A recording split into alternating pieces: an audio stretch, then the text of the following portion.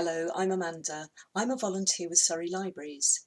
Thank you for tuning in today and welcome to my video on how to make bunting.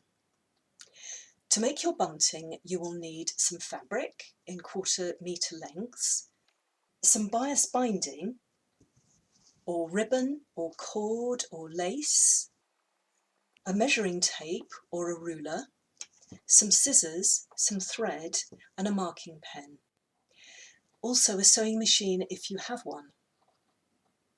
So the first thing to do is to choose your colour scheme and then choose your fabric to match. So I've got some spotted fabric here and I can make some lovely bunting in a variety of colours. I've also got some crown fabric, Union Jack fabric. They've brought up some lovely fabrics for the Platinum Jubilee. You can do red, white and blue or whatever colours you like. I've got some Olympic bunting here, for instance. So now we can get started with the measuring. I generally choose measurements that are the length of the 1/4 metre fabric and a width of 20 centimetres, just because that's easy. So I usually cut off the edge of the fabric here and start measuring along the top. So you want to measure 20 centimetres along the top like that. Make a little mark with your pen and keep going along the width of the fabric.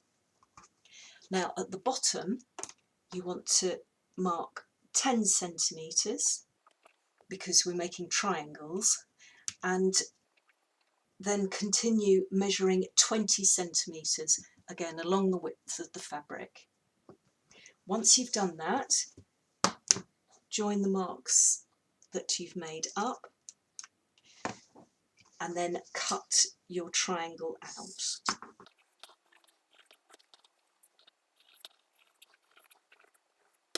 Once you have 2 triangles, put them right sides together and then sew up the long sides of the triangle. Once you've sewn those up, take your scissors and cut a little bit of the nose off the triangle. Now this is so that it's not too bulky when you turn your triangle the right side out. So now turn your triangle the right side out.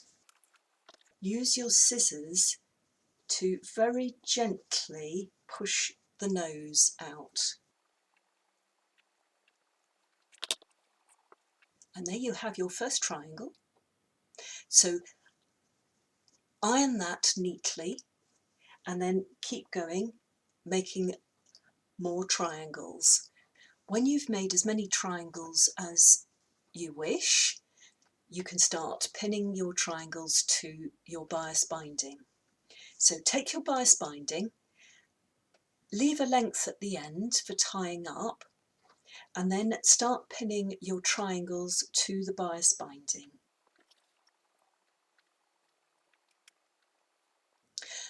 Once you've pinned them all in place, then sew all the way along the top and you will have a length of bunting like this.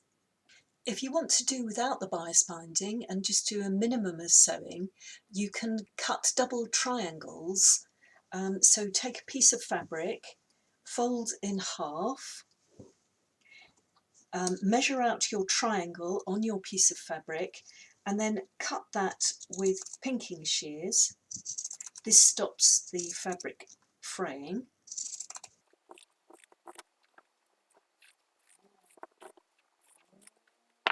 Then thread your piece of ribbon or cord through the top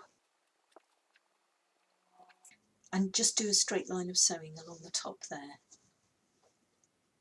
So just as pretty, just as effective, but a lot less work.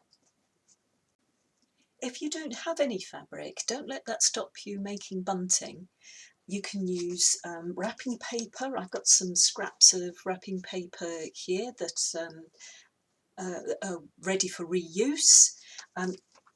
Just fold your wrapping paper over, draw a triangle, and then cut out the triangle shape. Then get a piece of cord or ribbon and you can glue that in place. Indeed, you don't need to make triangles, you can make any shape you like, you can make any size you like. I've made some smaller bunting here for some decoration for the Olympics. You could make really tiny ones to put along on top of a cake. That looks really pretty. You can make huge flags. So just let your imagination fly. Surrey Libraries has plenty of books in their crafts section on how to make bunting and lovely things for your home. And one of my favourite books is Crazy Garlands and Bunting from the Love to Sew range by Alistair MacDonald. And I also like this book, The Banners, Buntings, Garlands. Lots of really good ideas. Thank you for watching today. Enjoy your Jubilee or summer celebrations, and don't forget to send in your photos. We'd love to see your bunting ideas. For more craft ideas, follow Surrey Libraries on Twitter and Facebook, and subscribe to Surrey Libraries' YouTube channel.